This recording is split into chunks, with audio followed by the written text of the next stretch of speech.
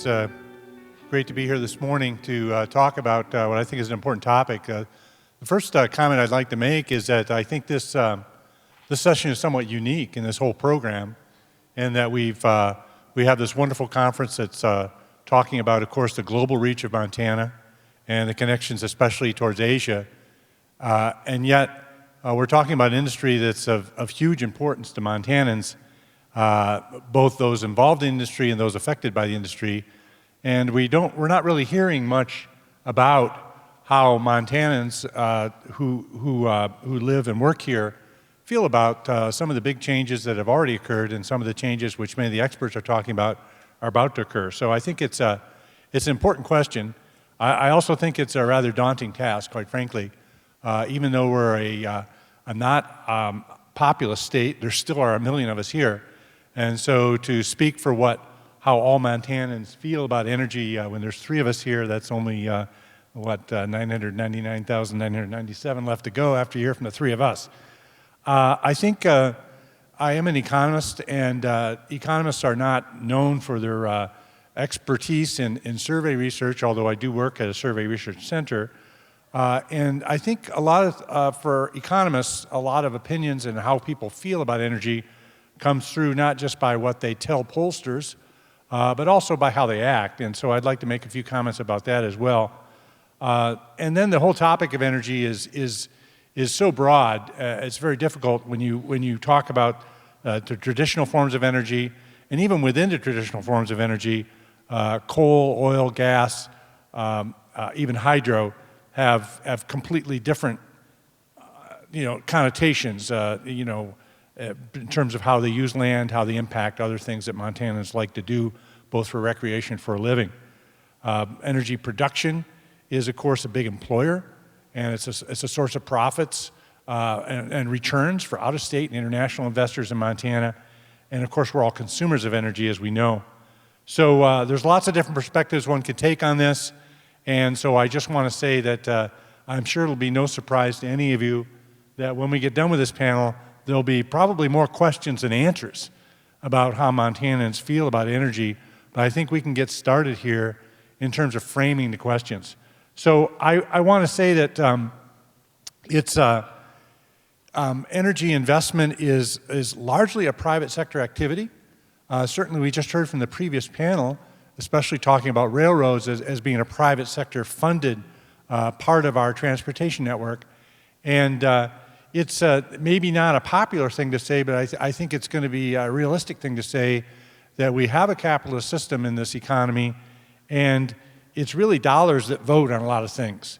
So in terms of whether investments are viable or not viable, it's investors that are at least forming the big part of that decision. I think the key for energy industries, and this has been said by people who are a lot smarter and a lot more important than I am, I think the key to energy industries is that they require a social license to operate, just like all companies in our economy do. So when we get done talking about our textbook economics in how we see it as economists and how we teach it when we teach students here at the university and elsewhere, we talk about dollar votes, but how people feel matters, and so I think that makes it incredibly important. I'd like to just start with some general opinion information. So we're all consumers of information, and we're not all as knowledgeable about the quality of that information. And so that's the perspective I would like to take to just start this conversation out, is to talk about what goes into finding out, from a scientific point of view, how Montanans feel about any topic, but especially with energy. And I think I don't say this to be cynical, I say this to be, as a scientist, to think about this objectively and critically, quite frankly, that when you ask the general populace a question, it depends on who you ask, it depends on how you ask it, and it depends on when you ask.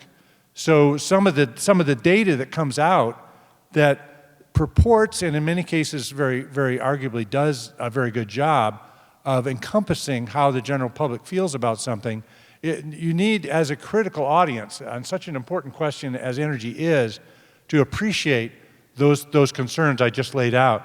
So, I mean, just as an example, a general opinion survey, it matters whether are you asking voters, people who have voted or are likely to vote, the answer to a question. We have one elected official on this panel who I think would probably agree that that's a pretty important constituency as opposed to everyone. But then even across all kinds of questions, and particularly on energy, it matters, as I'll quote in just a minute, it matters very much whether you ask Republicans, whether you ask Democrats, or whether you ask independents. You get quite different answers across a variety of questions. Energy is one of those. Whether you question the young or the old, and that's a very important question, because in today's day and age, the way information is gathered has really changed. Back about 15 years ago, most of us had something called a landline, which we answered, and which for pollsters was of wonderful use, because samples could be drawn from the general population of a state like Montana by randomly sampling from telephone numbers. Now you can still do that, but increasingly when you do, you are talking to a different demographic. And they're approaching 40% of Montana households who are now cell phone only. They don't have a landline, or they primarily use a cell phone.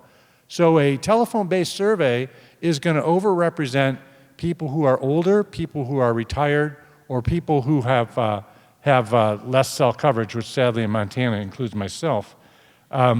And then, of course, there's the western or eastern Montana. So let me give an example of that and bring up some opinion research, which is not our own, research conducted by the coal industry itself, talking about coal just as an example. So when the question is asked, what is the question is asked? Well, the question asked was, do you have a favorable or unfavorable impression of the coal industry in Montana? I would argue as a scientist that's not a bad question to ask. There's not too much setup for the question. There's not too much packaging of that question. And when you ask that question using a survey of those with landlines, you find that 69% of people say they have a favorable impression of the coal industry. I'm not exactly sure what that means in terms of all aspects of it, with 18% unfavorable, 13% unsure.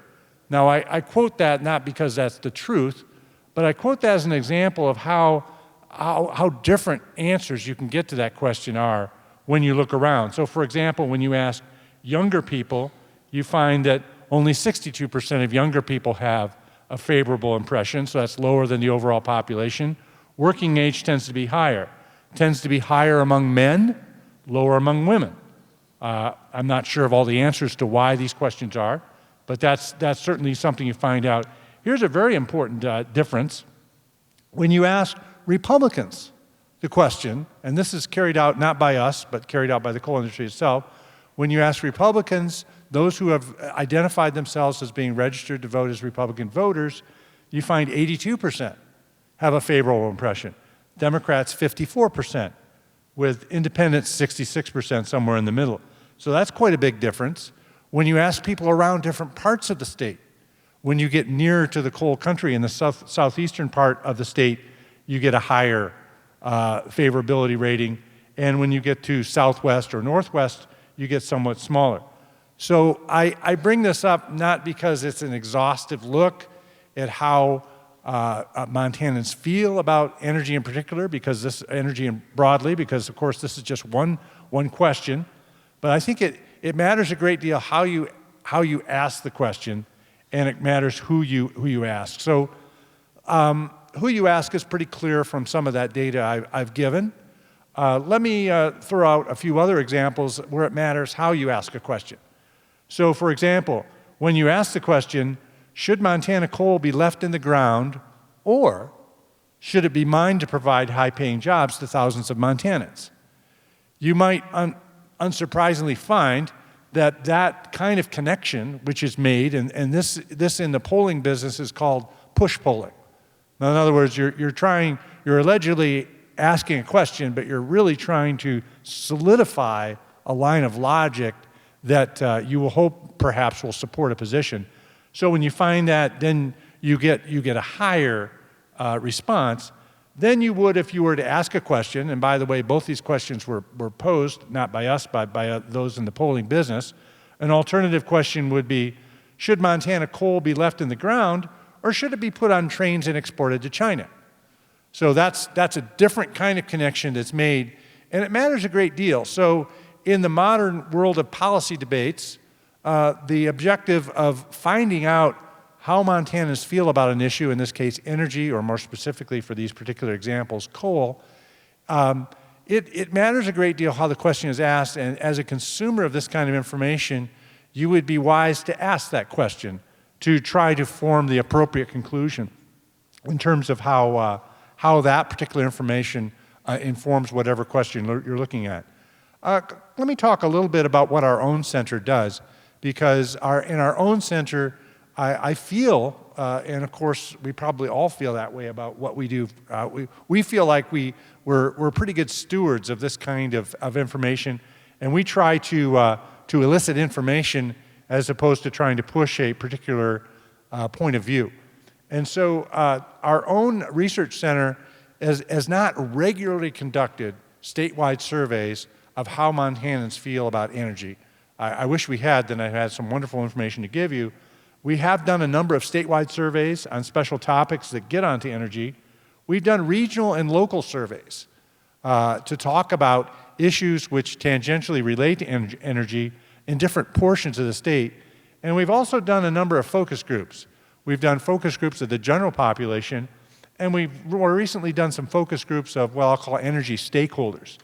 And let me just talk a little bit about some of the findings that we've come up with. And I think these are more teasers in terms of things we've found out from our own survey work, which we hope is unbiased, we hope is straightforward, we hope is eliciting good information, which is relevant but hardly decisive on the question of how Montanans feel about energy. So for example, we've done some statewide surveys in the area of looking at energy efficiency investments. And we have found that most Montanans tell us that they really require subsidies to engage in efficiency behavior.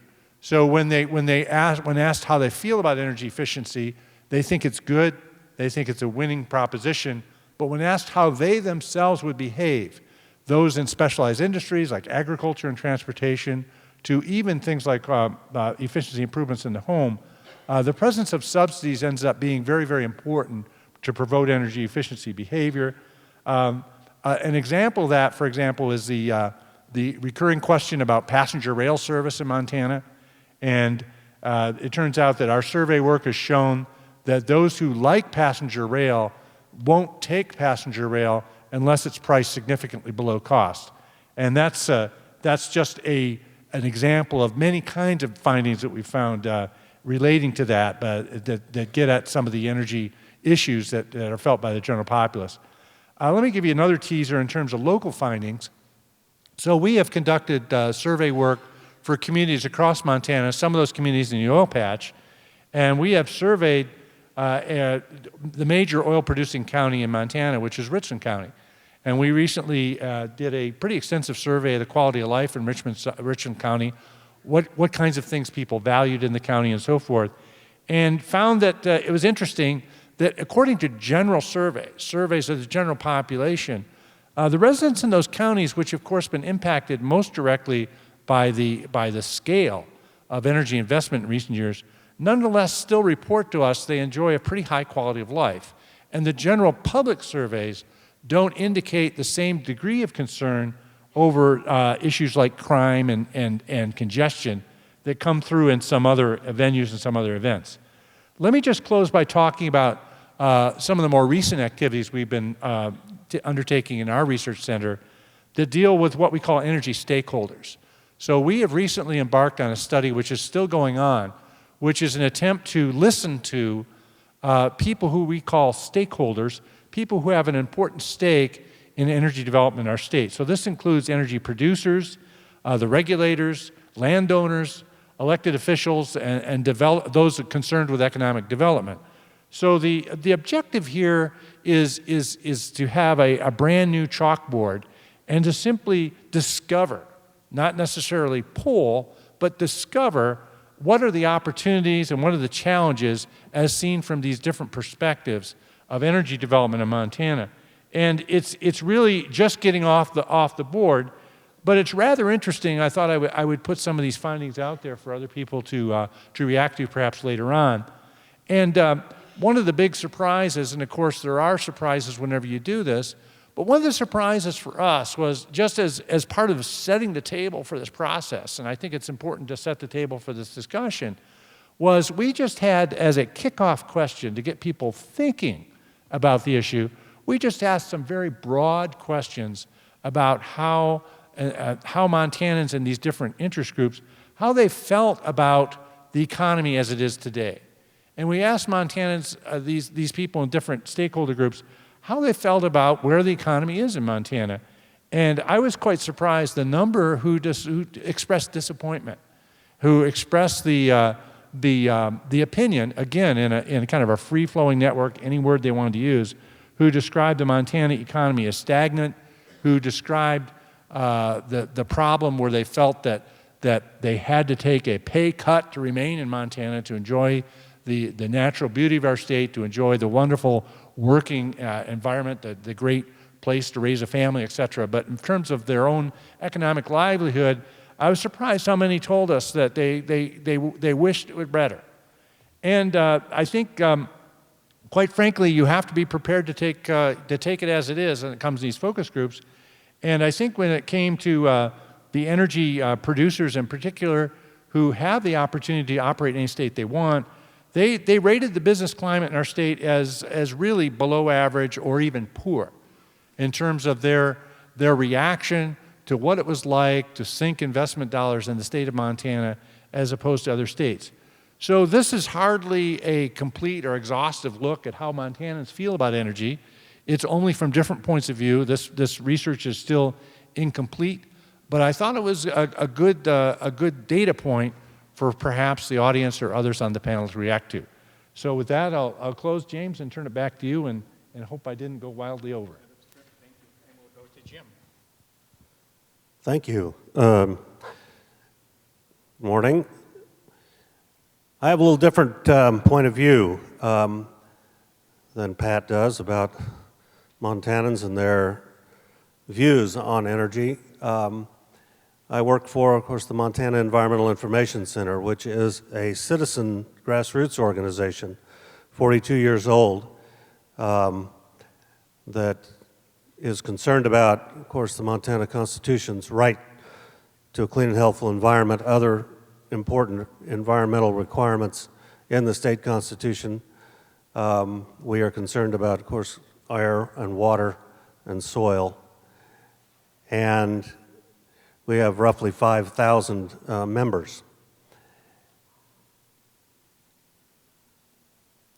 What I see is at least two audiences that are important for me to talk about this morning of Montanans. One is what I would call generically, I guess, the political class. And having just come off, of course, the legislative session where MEIC lobbies, we have 3 full-time folks that work at the legislature. I work part-time with them.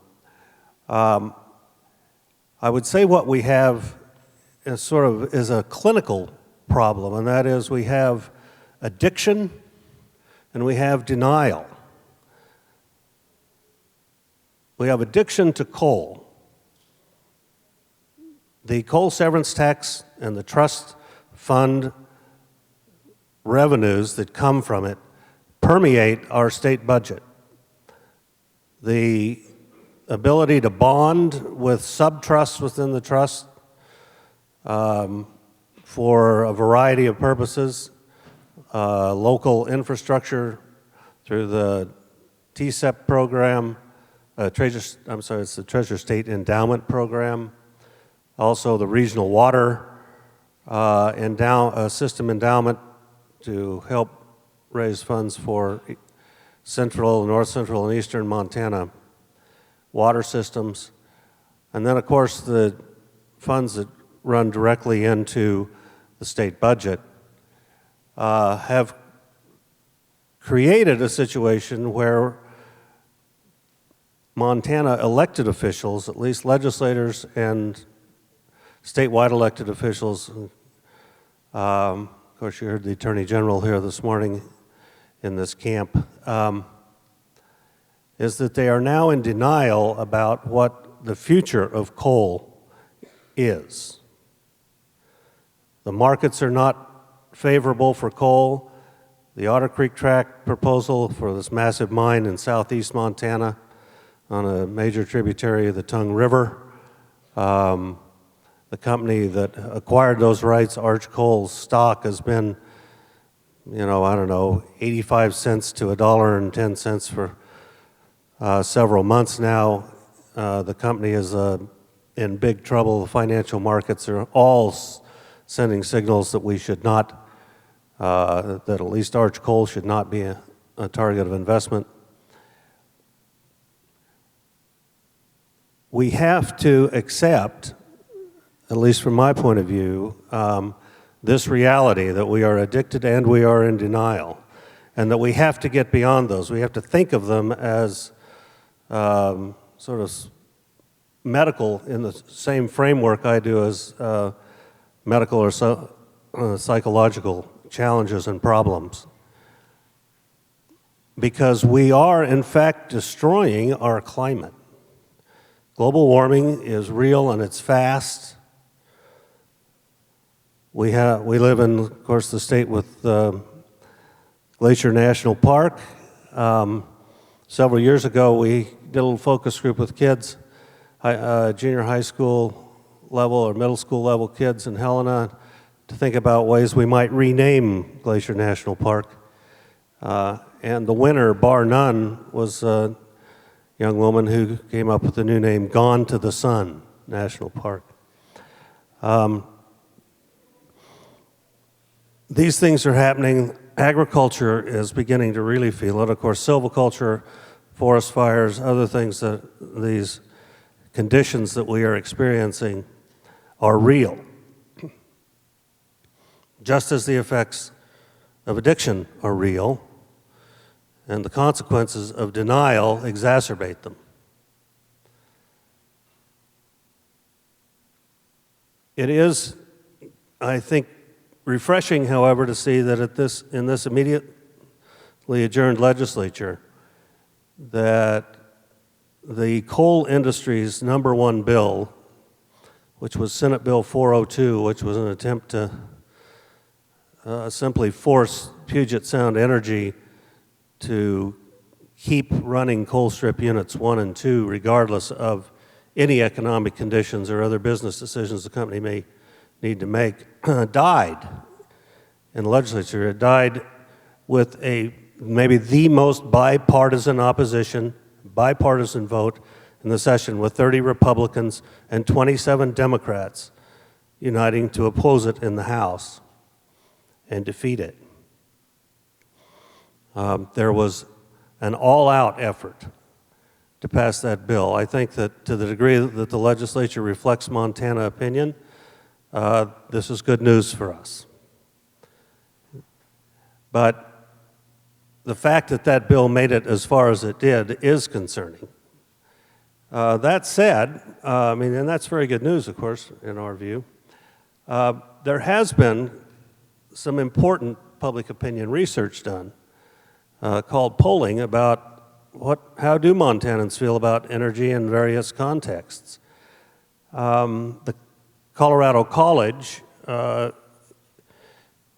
does a poll that's quite well respected of opinions about energy development and energy issues in the West. Its 2013 poll showed that Montanans are strong advocates of wind power, with 53% of voters listing it as one of the top 2 sources of energy they would encourage the state to develop, full 20 points higher than those who chose natural gas, which was 33%, or coal all the way down to 28%. 63% say they believe that investment in renewable energy will create good paying jobs in Montana, and a full three-quarters of Montanans support increasing the requirement that our utilities acquire and provide customers with renewable energy sources like wind, solar, geothermal, to increase that current requirement from 10% to 25%. Just 19% of Montanans oppose the idea. And as Pat was saying, it's important to know sort of what the cross-tabulations are, Democrat, Republican, Independent. In Montana, it is independent voters that determine the outcome of elections by and large. And 78% of independent voters support increasing the use of renewable energy to at least 25%. These are trends that I think are important for us to look at, but some people will say, well, Colorado College, you know, it's a private school and they're not really in Montana. That's one point of view, even though the polling is done by a respected organization. But for us, an even more important piece of public opinion research was done last year by something called the Partnership for a Better Energy Future, which is simply a front group for polluting industries made up of 175 organizations whose names contain, not surprising, words like coal, chamber, lignite, petroleum, and mining.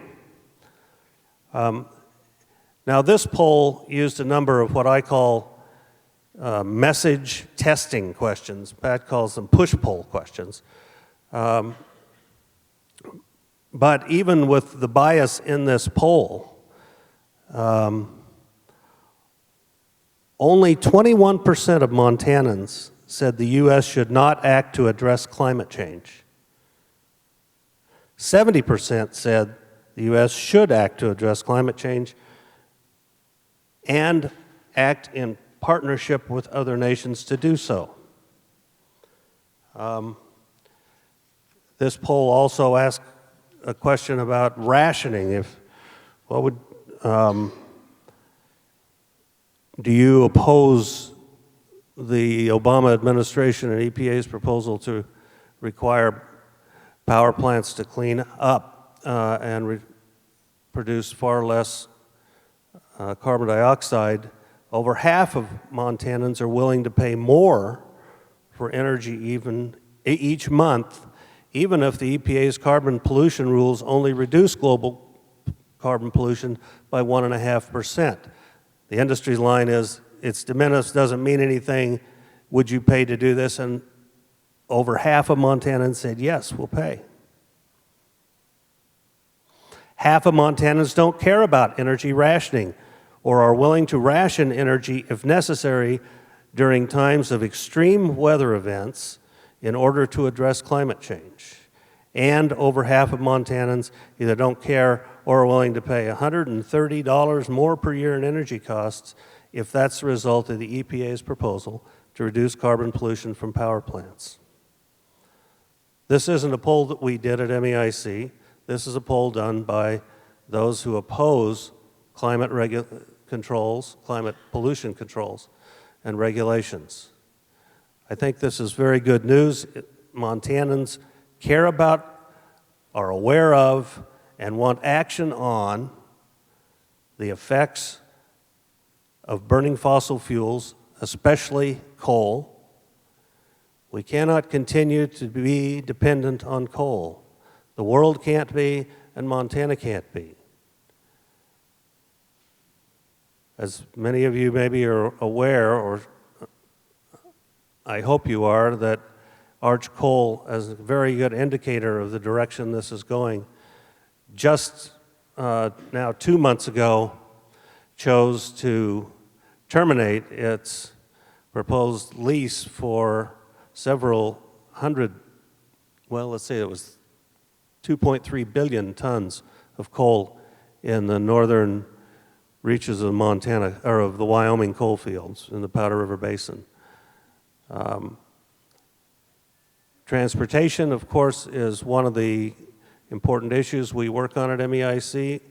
And I find it a little rich or ironic that on one hand, the political establishment in Montana, both Republican and Democrat, are all about states' rights, and we want this. It's all up to us to determine things. But when another state, Oregon or Washington, acts, oh, we can't do that. We have to sue them. We have to do various things, all under the rubric of states' rights. But if we're all going to be impacted by additional coal industry development, it seems like we all ought to have a say in whether that is facilitated by new massive construction on our coasts. And then there's another issue, and that is, I guess I want to just mention the myth around coal-fired generation, and that it is low cost and that it is reliable. In fact, it is neither of those. In the 5 years since Northwestern Energy acquired a significant share in the Colstrip Unit 4, it has only operated 80% of the time. That is not what we call high reliability. 20% of the time, that facility is not making power available for Montana consumers. And I'll allow the commissioner to talk about the the relative costs of the various energy sources that are in Northwestern Energy's mix. The cheapest, I can tell you, is not coal. We need to get beyond coal. We need to do it quickly. We need to do it in as fair a way as we can to those who are the most impacted. But we have to get beyond coal. Thank you. Tell us what you really think, Jim. So you've heard an excellent presentation from both of these gentlemen giving their views on how Montanans view energy. I'm going to do that a little bit too, as well as provide some of my own views, somewhat in contrast to Jim, so we can have a bit of a conversation up here. But first, let me start by taking at least slight issue with something that Pat said. The notion that somehow this all comes down to capitalist business decisions. You know, that's true for the florist down the street or the burger stand on the corner or something like that. That is very much not true with the people who serve all of you electricity or even to some degree the railroads that move around raw resources or extractive industries. For one, I'll just give you an example. Only a quarter of the coal-fired electric generating units in the state of Montana do not have their prices fixed by a utility commission, either the one that I sit on or the states of Washington, Oregon, several other states. These are price regulated, and both the economic beliefs of these regulators as well as the kind of political dimension of the states in which they live have a great deal of influence on the resource decisions that end up getting made. What power plants get procured, whether or not they continue to exist or whether they're retired. But let's keep in mind that these companies we're talking about, Puget Sound Energy, Northwestern Energy, Portland General Electric, PacifiCorp, a handful of other utilities that own the generating capacity in Montana, every single cent of the revenues they earn as companies are derived from government-approved tariffs. Government makes the decision on how much revenues they earn. And I'm not endorsing that. I'm not doing it to arrogate myself into a position of importance. I'm saying that because it sets the foundation for what really is an industry whose decision-making is often not predicated on least cost, but has a political dimension as well.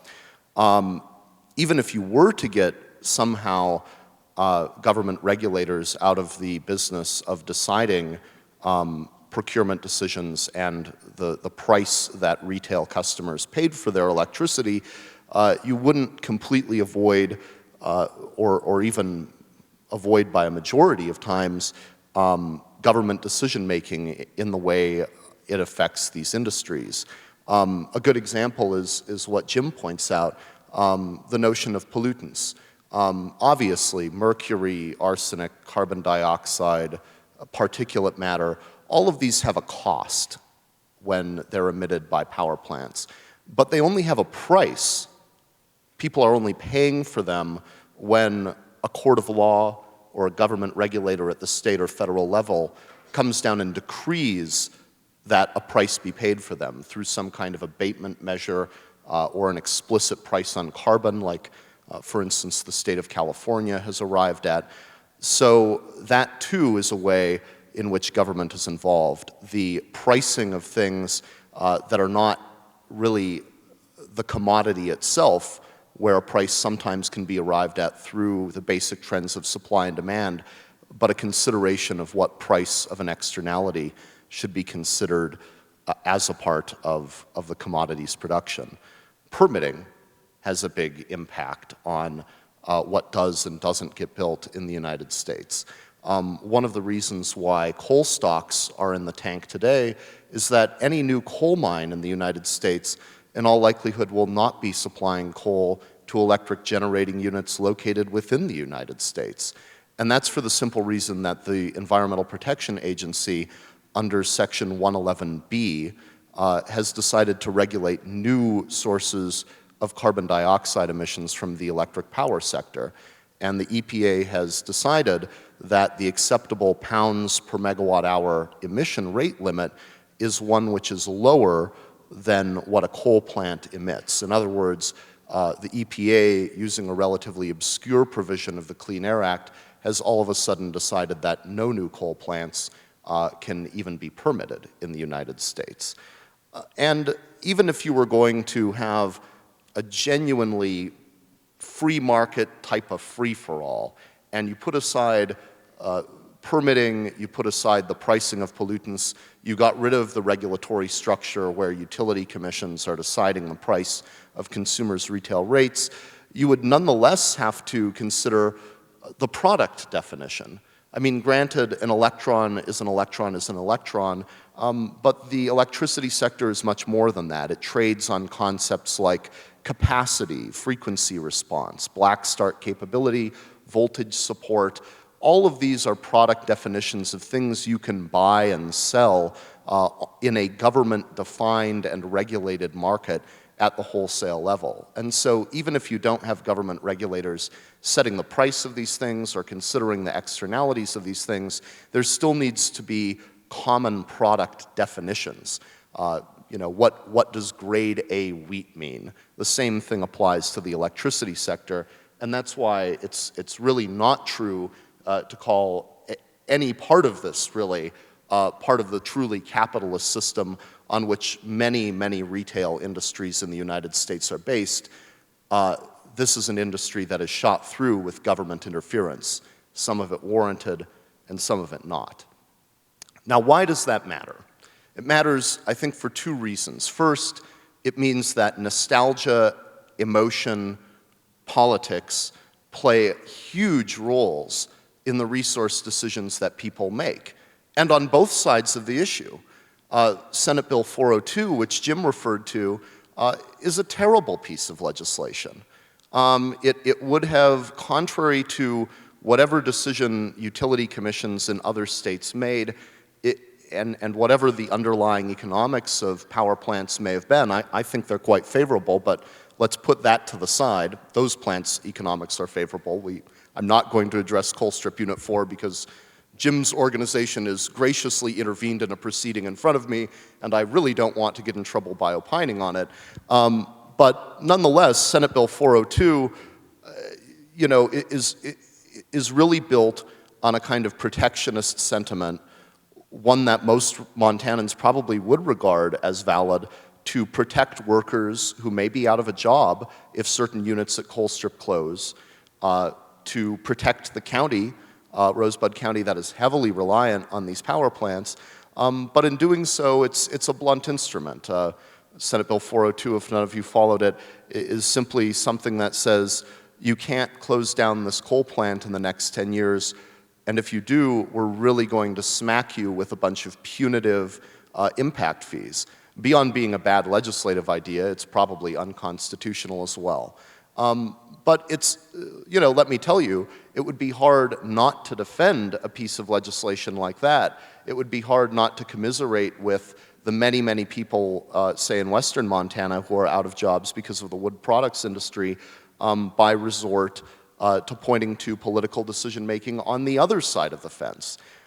Because let's face it, one of the reasons why this regulated utility of the state of Washington is making noises about closing coal strip units 1 and 2 down is not because it's a resource that is expensive or unreliable. In fact, they bought it many years ago. It's almost fully depreciated on their side of the fence, and they're only paying essentially the fuel cost and the labor cost to produce energy out of that particular facility. Washington State is, of course, interested in closing it down because the notion of importing coal-fired electricity from Montana in a state that is, very clean and green is politically unpalatable. So on one side of the fence, you have emotion running the show in a way that, promotes rural economic development by keeping coal plants or mills open, by keeping people employed, disconnected from the retail impacts of what those things might or might not do. And then on the other side of the fence, you have environmental concerns driving political decisions elsewhere. I will say, and this is where I'll disagree with Jim, although perhaps not entirely, that we need to fully remind ourselves of the futility of the situation we're in with current environmental regulations. The regulation of carbon dioxide in this country is being undertaken by the EPA in something they call the Clean Power Plan, a final rule for which will be issued later this summer. And even if the rule is a tremendous success, the actual gains of that rule are very slim. They project a reduction from 2012 to 2030 of 20% of carbon dioxide emissions from the electric power sector of American industry, which is but 1/3 of total carbon emissions. The United States, which used to be a bigger carbon emitter as a share of the world economy, is now only 1/6 to 1/7 of that total contribution. And you're talking about a gas, carbon dioxide, which is anywhere from 1/2 to 2/3 of total greenhouse gases, which also include things like methane. If you haven't been doing the math on your napkin, you can multiply those fractions across and you get to less than 1%. Less than 1% global carbon emissions reduction if the EPA's rule is a smashing success. If it doesn't work out how they think it will, then the gains are actually much less. If you assume that every country in the world does what the United States does and joins with us in effectuating the same kind of emissions reduction, and as a footnote, we know they won't because the United States and China, for instance, have already agreed to an MOU that says China will peak its carbon emissions in 2030, whereas the United States will have reduced theirs by 20% by 2030. But let's just assume generously that other countries do what the United States is going to do. Then you get to a carbon reductions level, which is still not sufficient, according to the science, to avoid tripping over a threshold of parts per million, which causes the kind of significant climactic effects that Jim has expressed concern for. And so too often we've allowed sort of emotional rhetoric about this or that happening to agriculture or to a national park that I really treasure to get in the way of really logical decision making on this type of thing. It's an unfortunate characteristic of this debate that you've had a lot of Republicans, myself not included in this number, out there debating the science of this, and then you have liberals arguing the science and winning that point But then there's this odd relationship in logic where it's almost like if they've won the debate on science, then they've won the debate on policy. Well, that's not the case. You still have to win the debate on the policy that you're really trying to push. And I'm telling you that America's policy trajectory on this matter, what the EPA is proposing to do, which is frankly the most left-wing marker of our time. Maybe not for Jim, well, if he was elected president, but it's the most left-wing thing that's going to happen, is nonetheless insufficient to remedy this.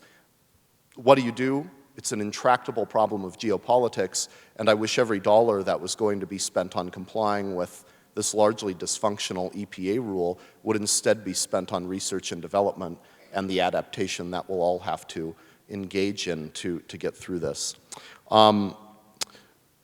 I will say there's a lot of room. I don't want to end on a highly cynical note. I guess I could quote Lebowski since I'm at a university campus and the nihilists, but I won't do that. I will end on a place where there is a lot of room for improvement. And that's something, and I bring this up because how Montanans view energy is often from a resource perspective. We've heard a lot about what Montanans think of wind, what Montanans think of coal, but those things are only useful in as much as they generate electricity that gets fed onto a grid. And there is a huge amount of room for improvement in the way our part of the country runs its electric grid. Most parts of the country have a regional operator that utilizes a region's transmission grid seamlessly to the limits of its engineering. So for instance, you have something called the Mid-Continent Independent System Operator. It extends all the way from Miles City to Baton Rouge, and it basically takes all of the energy that's produced, all of the electrons on that system, and balances it in union.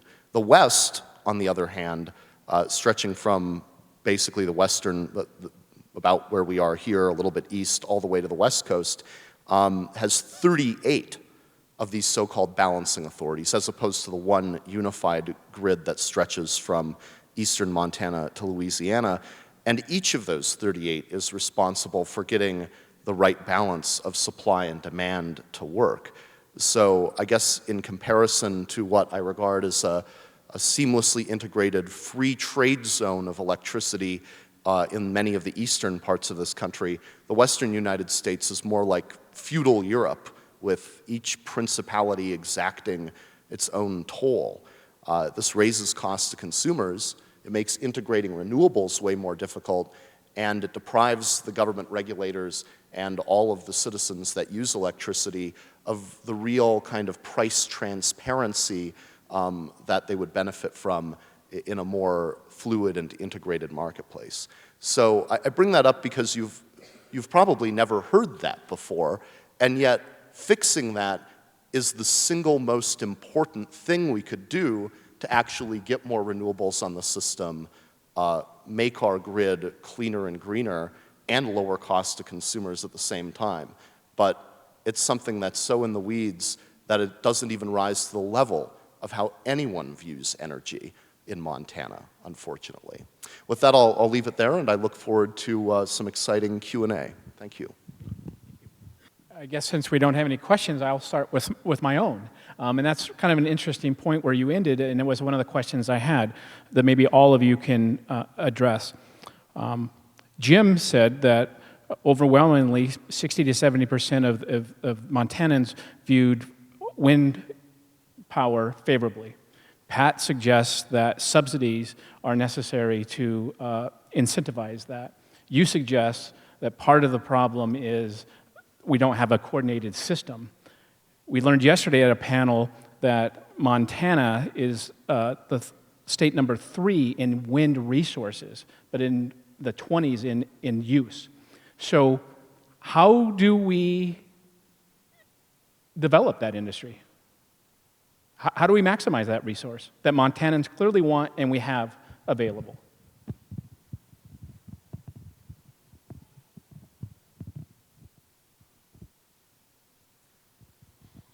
Well, one of the things that MEIC has worked on hard, and I personally have through my work on the board of directors of Renewables Northwest, is to deal with the grid question and the ability to supply markets that want our clean energy. We worked quite closely with Northwestern Energy and its proposal to build a large power line south Montana to be able to serve those markets of demand, but that project failed. The company backed off in the end because it didn't have the subscribers that it needed. The question of subsidy, however, is one that I wish to stake a little different territory on. The reason we have what's called the production tax credit for wind energy, it is controversial, has to be renewed by Congress, seems like almost every year anymore, is not a subsidy to the wind industry. The Congress, through the Congressional Research Service, was ordered in the 1980s to examine the subsidization of the fossil fuel industry, the coal industry and the oil and gas industry. And it determined that in order for there to be a level playing field for non-fossil fuel sources of electricity, that there needed to be a production tax credit for those industries. It is simply a recognition of the level of subsidization throughout our economy for non-renewable fossil-based resources. And which is to say, we at MEIC, and I think I can speak nearly unanimously for the environmental community in the United States, would prefer that all subsidies were eliminated and the production tax credit go away, and allow each of the various sources of electricity generation to compete. But as long as we're going to dramatically subsidize coal and oil and gas, we have to have a credit in order to level the playing field for the clean resources.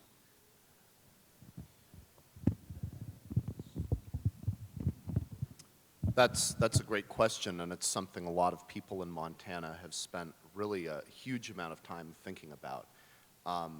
Jim is correct. A lot of the wind development you see is a direct result of tax credits having bought down the cost of constructing that wind.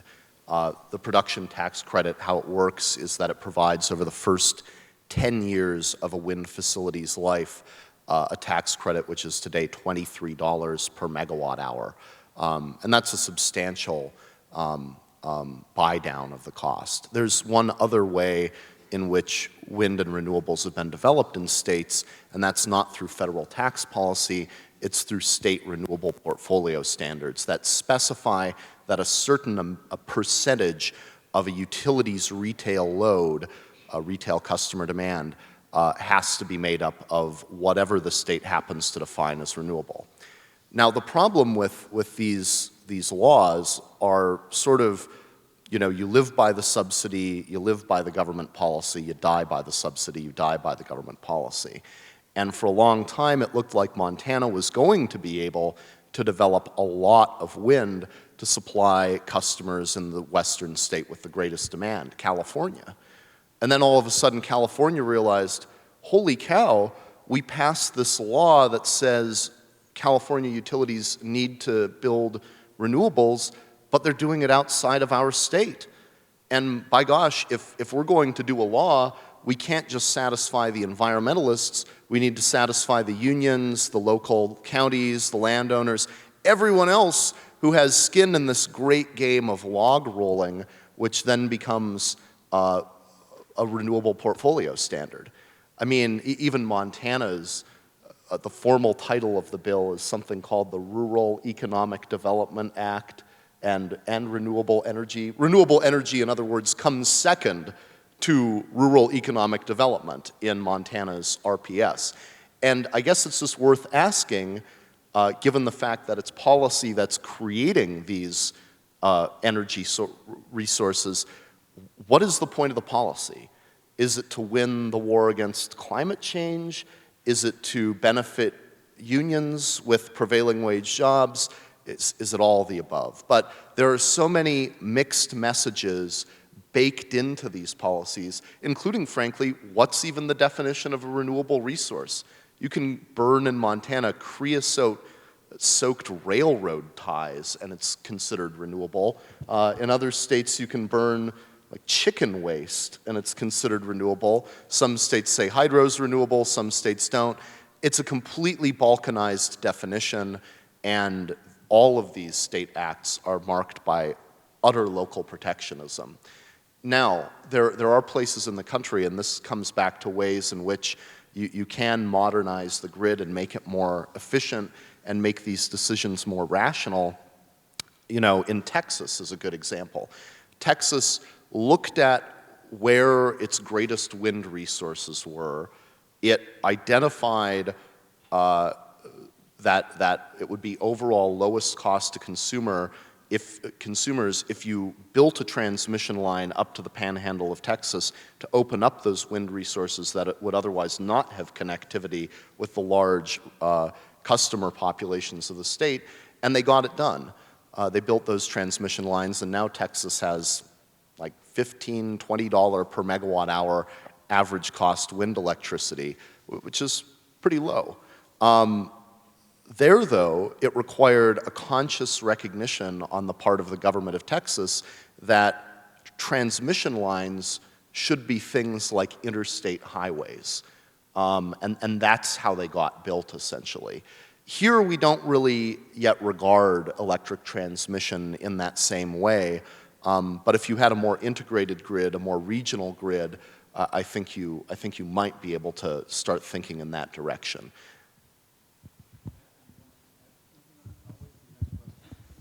I would like to just make one quick response.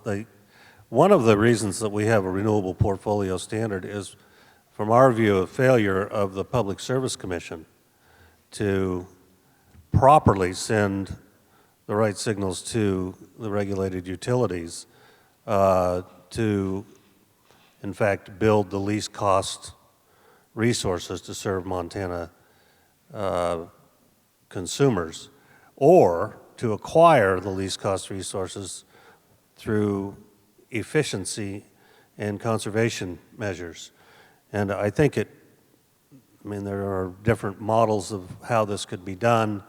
One such is called decoupling, where the profits of the company are decoupled from the units of electricity it sells. I think that is a kind of a dumb idea, always did, continue to believe so. I think, frankly, the Commission, either by requirement of the legislature or of its own volition, should simply say to the utilities that you have to acquire all available efficiency on your system before you can build anything. For any new constructed facilities are going to be allowed. It seems like it would be simpler to do it that way. I don't know if the Commission has the desire to do so yet, but I hope that Commissioner Travis Kavulla will show the light to the rest of the Commission once he sees it.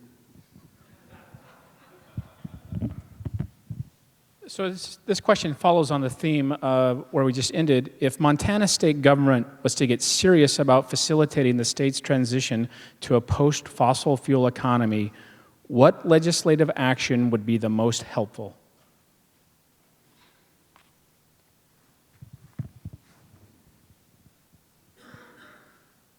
I think a carbon tax. And we can talk about the level, but seems to me that a carbon tax or adopting the cap and so-called dividend system are the most efficient methods of being serious about reducing global warming pollution. I prefer the tax myself.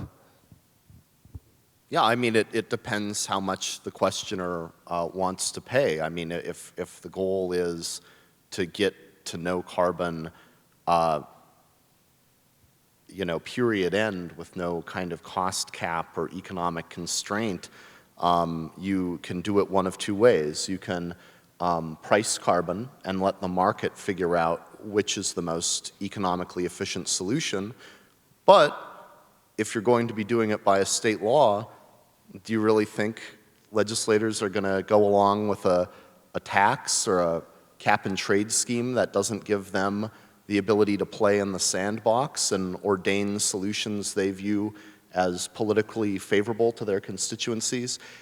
I don't think so. I think as a matter of political reality, you would probably end up with a more half-baked solution where, the state legislature does things like, requires this or that renewable farm to replace this or that coal plant, make sure you pay prevailing wage rates to the employees who work there, this or that tax rate to the county.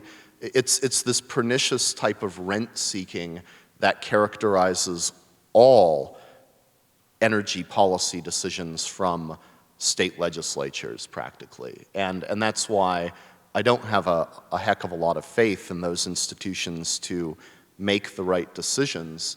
It's one of the reasons why you have independent regulatory agencies that try to identify the cost of pollutants and how they impose those costs on the atmosphere and on society, and then price them accordingly through regulation. When you get state legislatures involved, you inevitably have the kind of log rolling that I've described with renewable portfolio standards.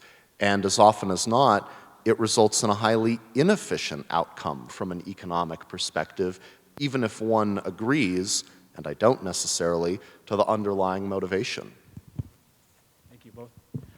This question is to Pat, but please feel free to join in as well. And it's really two parts. One, the BBER, each year in their Economic Outlook Summit, picks a topic. This year's topic was energy in Montana. So Pat, I'd be curious to learn, as you traveled the state, what surprised you, or what did you learn by the attitudes of energy across the state? And this follows a question from the audience that says, Pat, you mentioned a poll in Richland County indicating that residents felt they still had a high quality of life. Quality of life is one of the most generic terms a poll could ask. Did the poll ask about specifics, safety, et cetera? And did the poll ask people who have moved out why they did, cost of living, et cetera? So, because I think that kind of ties into what did you learn about the state, how people are viewing energy or energy policy impacting their quality of life.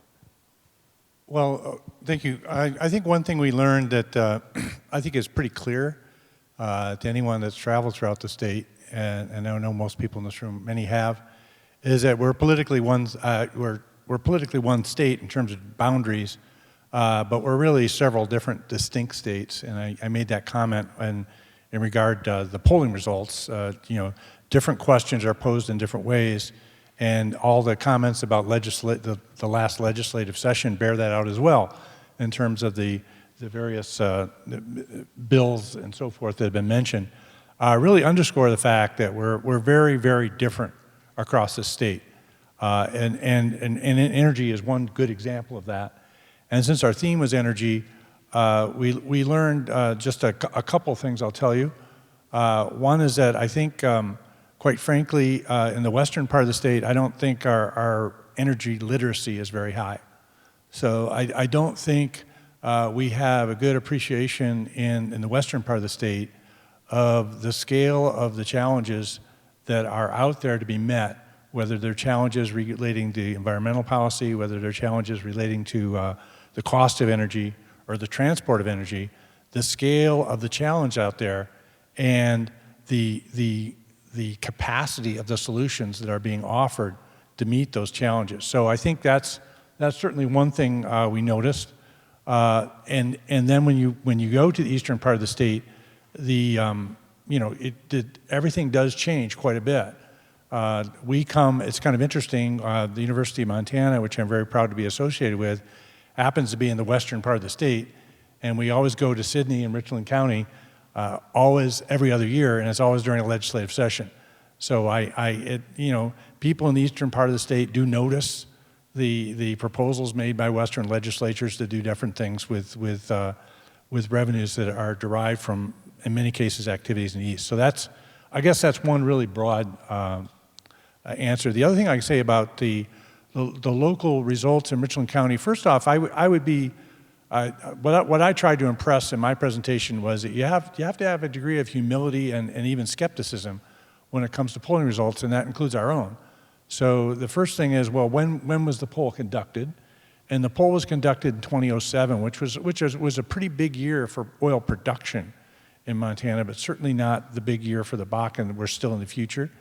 It's impossible to poll people who've already left.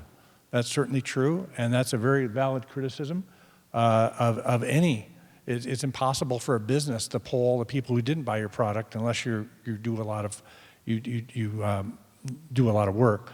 So no, we didn't get that, and that's a valid concern. I think in terms of quality of life, yeah, it did come down to things like schools. It came down to things like community. It came down to things like safety. So that question was asked in a less generic way than I summarized.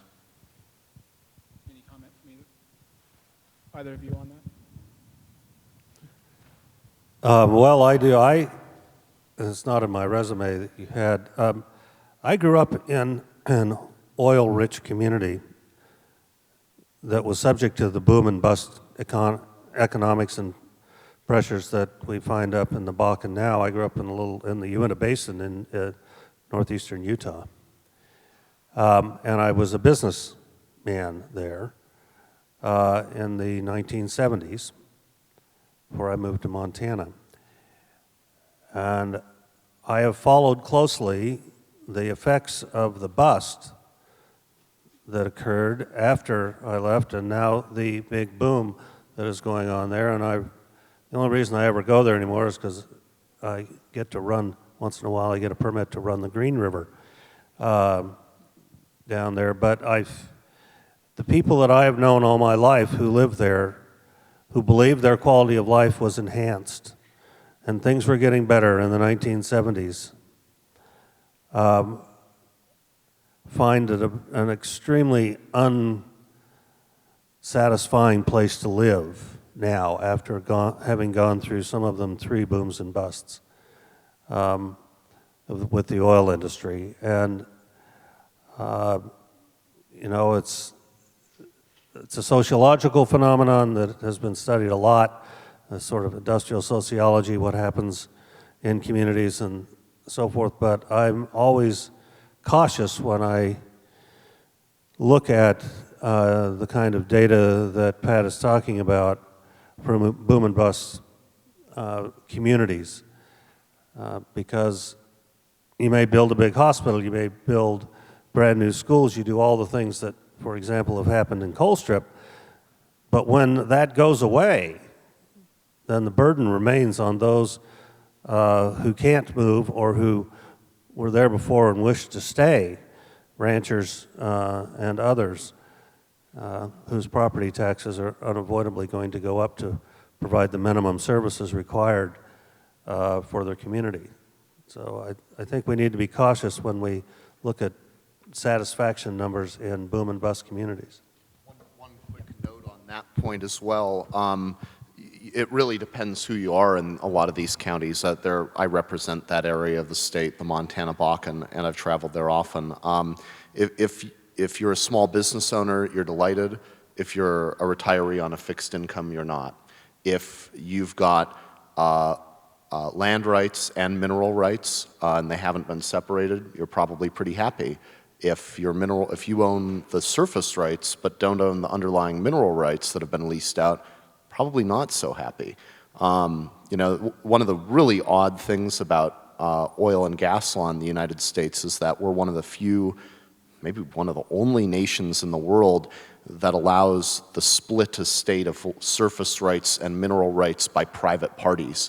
In some countries, the state owns mineral rights and private parties own surface rights, but here you can have two different private parties own either.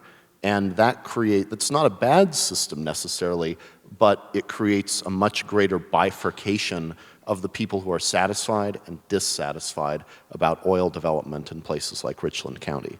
Sure. Thank you. And we have just maybe 2 minutes, and the final question would be, how can we improve our energy literacy? You said that was one of the things that you found is our deficit. How do we improve Montanans' energy literacy?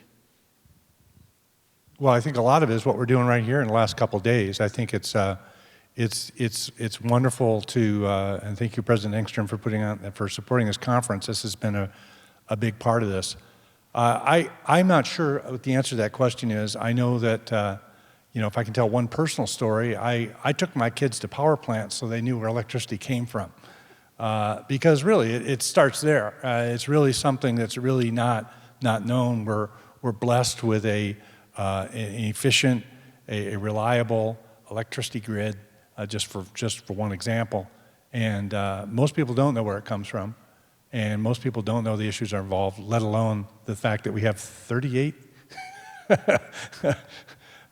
mini grids, and I didn't know that. So I think that's a big challenge, but I think we're solving it through activities like this. I would encourage you all to go to Colstrip sometime, and also to go down the Tongue River Valley and go over the hills over into the Otter Creek Valley and see what is at stake if we continue the status quo. I guess overall I would say that the most important way to increase any literacy is to improve it all. And investment in education at all levels is arguably the best possible solution to these intractable problems right now. Easy to say with Royce sitting down here in the audience. I truly believe that. But I really do urge you to go there because there are alternatives. The Tongue River Valley is an extraordinary resource. And you'll see that serious melon or farms are developing there. There is a winery, the Tongue River Winery in Miles City. Eastern Montana and southeastern Montana have the potential to diversify in very sustainable ways without duplicating the coal future that we've had in our past. Great. Thank you all. Please join me in thanking our panelists for their time and their thoughts this morning.